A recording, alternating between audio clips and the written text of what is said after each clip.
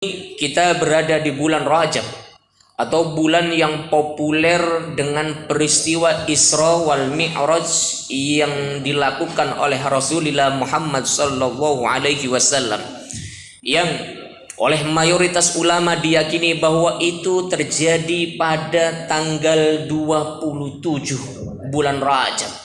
Pada saat itu Allah Subhanahu wa taala memperjalankan Nabiullah Muhammad sallallahu alaihi wasallam minal Masjidil Haram ilal Masjidil Aqsa, dari Masjidil Haram menuju Masjidil Aqsa, sehingga kemudian ketika sampai di Masjidil Aqsa, Rasulullah pada akhirnya kemudian diangkat oleh Allah Subhanahu wa taala menuju Sidratil Muntaha, dan inilah yang disebut dengan Mi'raj. Isra itu perjalanan dari Masjidil Haram menuju Masjidil Aqsa, sementara Mi'raj itu ketika Rasulullah diangkat dari Masjidil Aqsa Palestina menuju langit ketujuh sampai Sidratil Muntaha hingga Maqam Mukafah untuk menghadap langsung kepada Allah Subhanahu wa taala.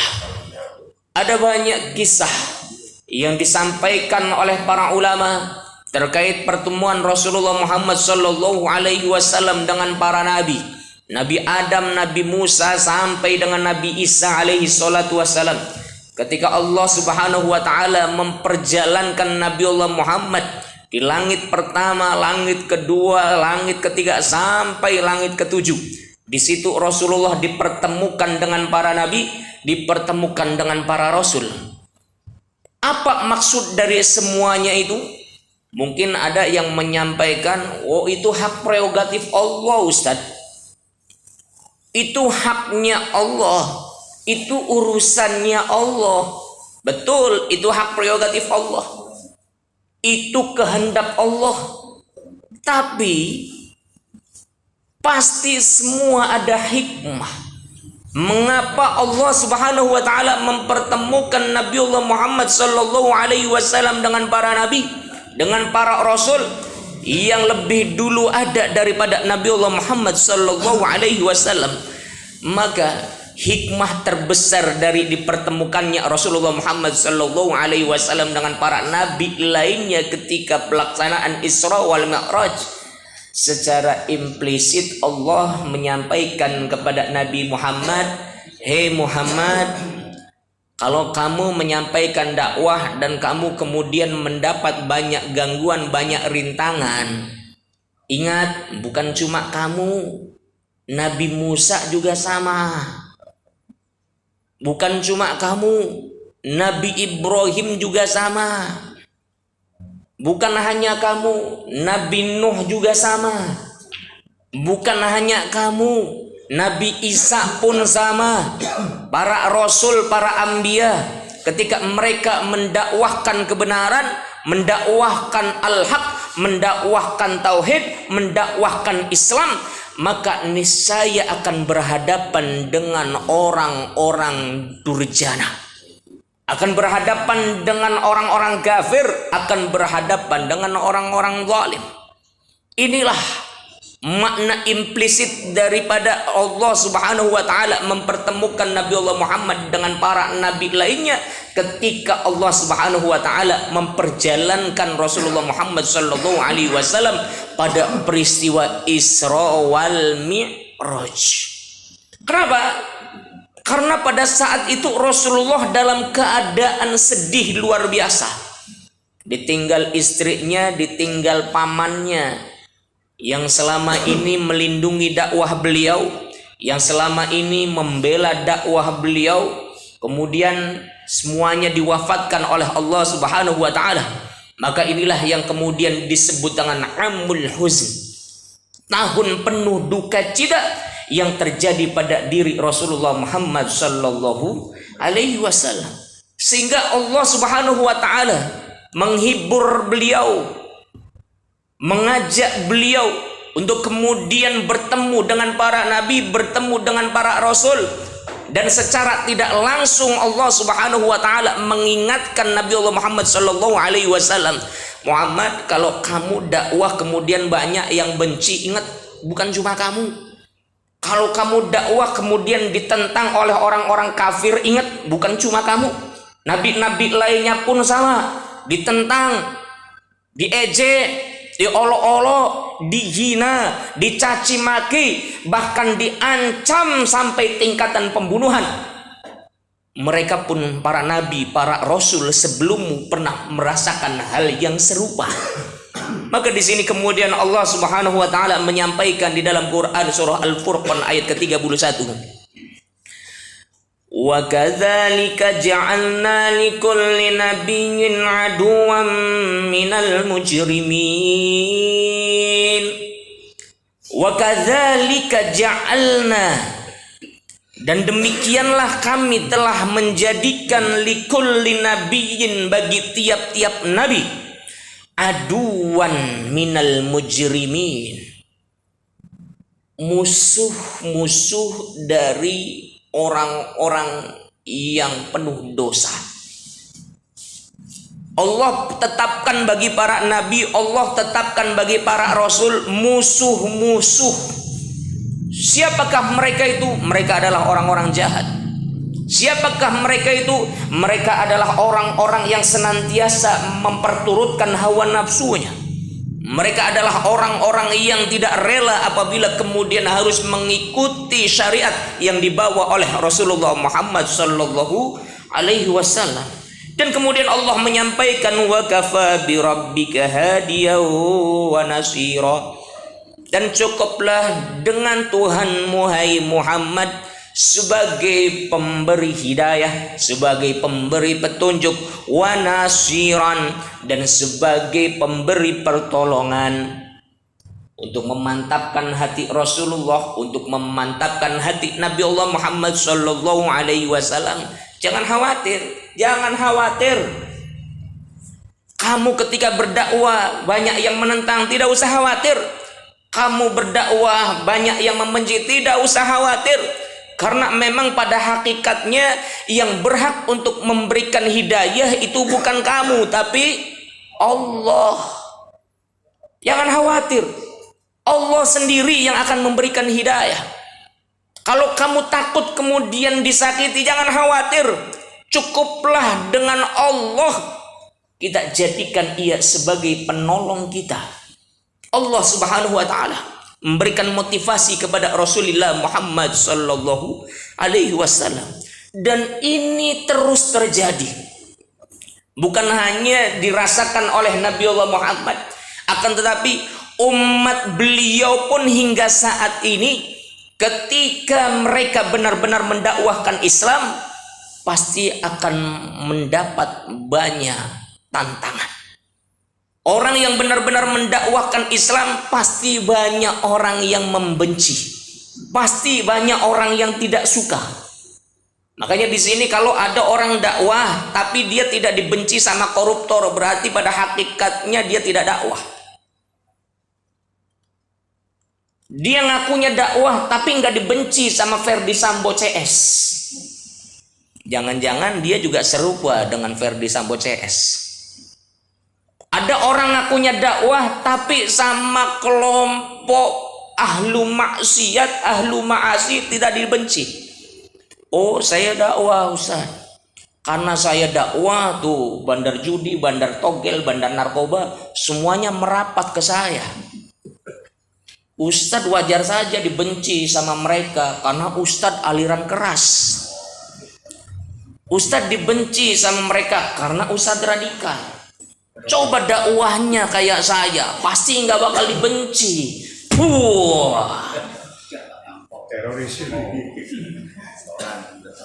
Yang namanya dakwah itu pasti benturan. Kalau nyari aman berarti bukan dakwah. Yang namanya dakwah pasti bergesekan. Kalau enggak mau bergesekan berarti cari aman. Rasulullah sendiri bukan hanya bergesekan dengan orang lain, bahkan Rasulullah bergesekan dengan saudaranya, bergesekan dengan pamannya, bergesekan dengan keluarganya. Kenapa itu terjadi pada diri Rasulullah? Karena memang Rasulullah benar-benar mendakwahkan kebenaran. Jadi nggak peduli nanti dibenci sama orang, nanti dijauhin sama saudara, nanti dijauhin sama keluarga, nggak peduli. Pokoknya yang namanya hak harus disampaikan hak, yang batil harus disampaikan batil. Aduh nggak enak coy, isun lamun ngomong kayak mengkon kok bukan isunnya beli duit batur. Banyak orang cari aman, Pak. Nggak berani mengkritik, nggak berani amar ma'ruf nahi mungkar. Kenapa? Karena khawatir nggak punya teman. Khawatir nanti kalau ngajuin proposal nggak cair. Inilah orang-orang yang alladzina imanuhum fi amplopihim.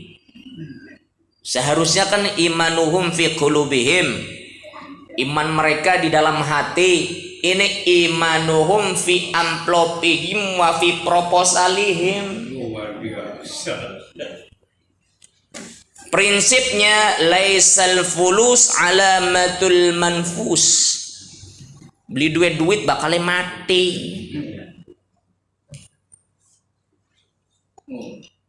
Yang namanya dakwah pasti gesekan. Yang namanya dakwah pasti benturan. Maka kalau ada orang dakwah cari aman berarti bukan dakwah namanya. Berarti bermuka dua. Mana iya mene iya. Wis isun sih. Lamun lagi kumpul bari golongane Pak Iwan wis kaya mengkene. Kok lamun kumpul bari golongane rembetekan ya kaya man. Kumpul sama orang-orang pengajian seperti ini, kumpul sama bukan orang-orang pengajian seperti itu. Ini cari aman. Seperti orang-orang munafik, mudzabdzabina baina dzalik la ilaha illa ula wa la ilaha ula. Kesana enggak, kesini enggak, orang-orang munafik nyari aman. Kalau lagi gabung sama Rasulullah kayak ya bener ya Rasul. Setuju isun, cocok. Orang munafik. Tapi kalau misalnya sudah berpisah dengan Rasulullah, kumpul sama orang-orang kafir, kumpul sama orang-orang Yahudi, kumpul sama orang-orang zalim, ia mengiyakan apa-apa yang diucapkan oleh mereka. Luru aman, wisusin liru aman wae lah. Lurus selamat baiklah. Ini orang-orang munafik yang pada akhirnya topengnya dibongkar oleh Allah Subhanahu wa taala. Idza ja'akal munafiquna qalu nashhadu innaka la rasulullah wallahu ya'lamu innaka la rasuluh wallahu yashhadu innal munafiqina lakadzibun. Kata Allah, orang-orang munafik itu pembohong, orang-orang munafik itu pendusta. Mana iya, mene iya. Ketika kumpul sama Nabiullah Muhammad, mohon, enggi, cocok, sangsu. Waduh. Tapi kalau misalnya berkumpul dengan orang-orang kafir, berkumpul dengan orang-orang Yahudi, berkumpul dengan orang-orang yang zalim, yang ngebela juga. Wa idza laqul ladzina amanu qalu amanna wa idza khalau ila syayatinihim qalu inna ma'akum innama nahnu mustahziun. Ketika bertemu dengan orang-orang yang beriman, amanna isun ge pada beriman kaya iro. Wah. Tapi ketika berpisah dengan orang-orang beriman, kumpul dengan setan-setan merkayangan genderuwo jurik kolorijo, ini ma'akum isung ya pada baik kayak ira. Saya menyertai kalian. Saya mengatakan beriman kepada sahabat-sahabat Muhammad karena saya ngolok-ngolok saja, bohong saja. Aslinya isung ya pada baik karo iro. Nafik kan. Cari aman. Dan ini yang sekarang sedang dilakukan oleh para politisi. yang sedang dilakukan oleh para capres calon presiden. Sayangnya kita gampang dukung. Padahal para politisi, anggota dewan, calon presiden, dan sejenisnya itu semuanya bermuka dua. Kalau lagi kumpul sama orang-orang beriman, tenang saja. Kita akan menyampaikan aspirasi kalian semua.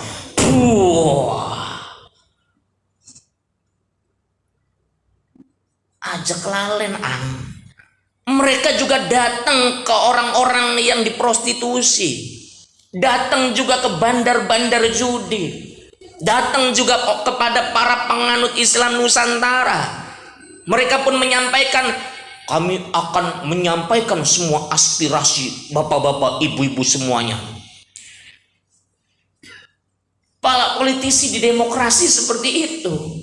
Cuma kita berkali-kali dibebodoh, dibohongin. Beli nyadar-nyadar. Ustaz, kita dukung ini kan. Insya Allah memperjuangkan Islam. Memperjuangkan Islam apa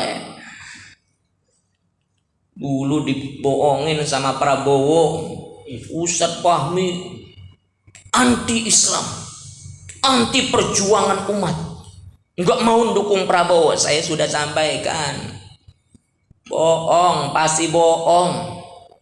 Nyato beli tuh. Sekarang gimana yang terjadi? Sekarang dukung lagi. Ustaz Fahmi, demi kemenangan umat kita dukung ini mati-matian, all out.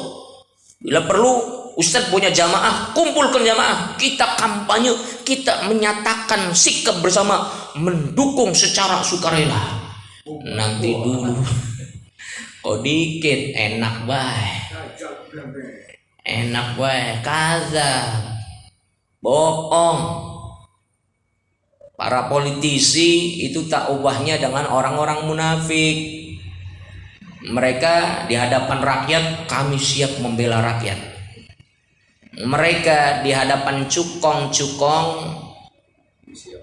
siap juga sama. Jangan lupa, di hadapan rakyat kami membela rakyat, di hadapan Taipan bela kalian. Inilah orang-orang munafik.